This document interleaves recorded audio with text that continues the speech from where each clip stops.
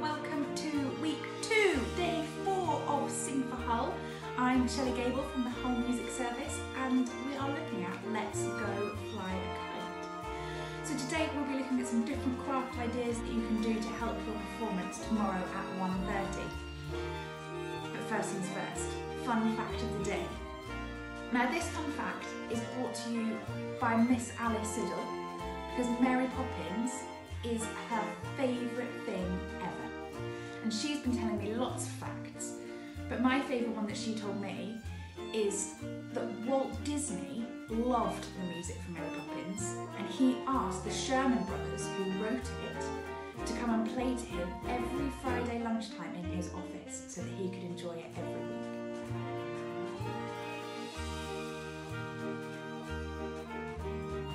So one thing Mary Poppins is really famous for is her umbrella. So the first idea we can have is to make a mini Mary Poppins umbrella. So all you need to do for this, it's really easy, is cut out lots of circles. Same colour, different colour, whatever you want. And you fold it in half, so you get a semicircle, and in half again.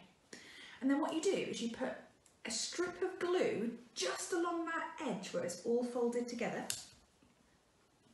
like this. And then you make a big pile of them.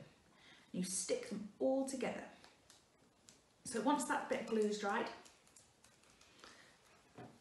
you put a bit more glue on the same place on the top of the pile and you bring them all round so they all meet. Like this. Give it a squeeze to make sure it dries. And now all that you have to do to make it look really plush and full is pop your finger in all of those gaps and it'll bring it all out so it's nice and plump. And then once you've done that, you just need something to hold it up. I think a pipe cleaner would be best, but I haven't got any of those, so I've just used a straw, stick it in the bottom, and then you've got your very own Mary Poppins umbrella.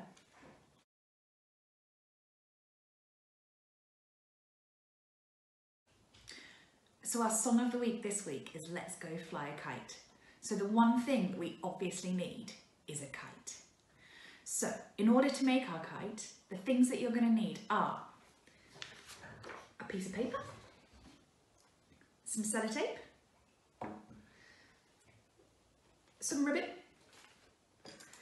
If you want, you can put some bits of wood and some string, and lots of things to decorate with.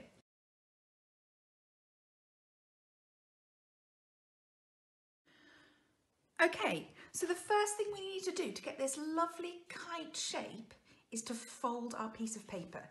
So I like to fold it in half first and just put a little tiny crease at the top and at the bottom. Then we know that our kite is going to be the perfect symmetrical shape. Now the next thing to do is just the same step as if you were making a paper aeroplane. So you fold over that top corner, put a nice crease like that, and you do exactly the same on the other side, like so, and put a really nice crease in, just like that. Now, if you want it to fly, I recommend putting in some pieces of wood. These are just barbecue sticks that I've cut down. And you want to place them just at the bottom of that crease and in the middle, just where our marks were, like so. Now, I'm not going to do it for this one because I've already made this one which can fly, but that's the way you do it. Now, we've got this crease here like this, and this crease here like this. So now we need to do the bottom half. So can you remember our mark we made down here? And this one here, you're going to create a nice crease that starts here and ends at the middle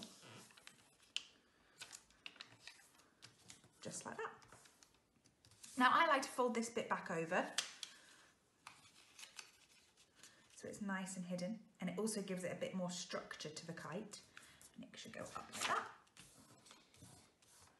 And then do the same on the other side. So fold over down to the point and fold it up just like this, like that. And now we just need to sellotape those bits down. So a bit there and a bit there. And now we have our kite shape. Easy peasy.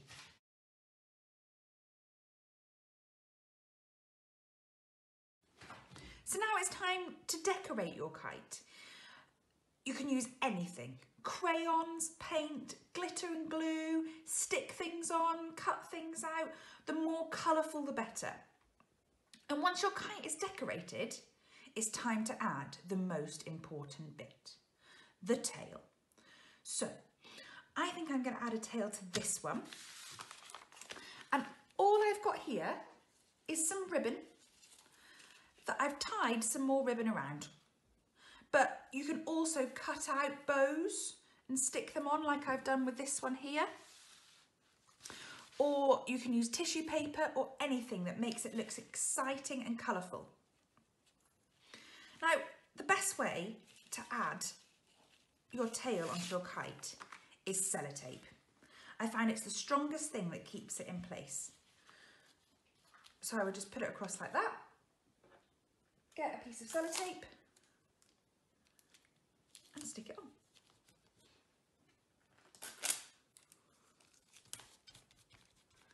And now your kite has a lovely tail.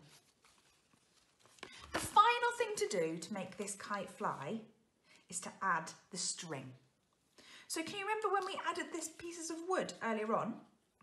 You just need to put this round, like so, underneath both. Bring it out the other side.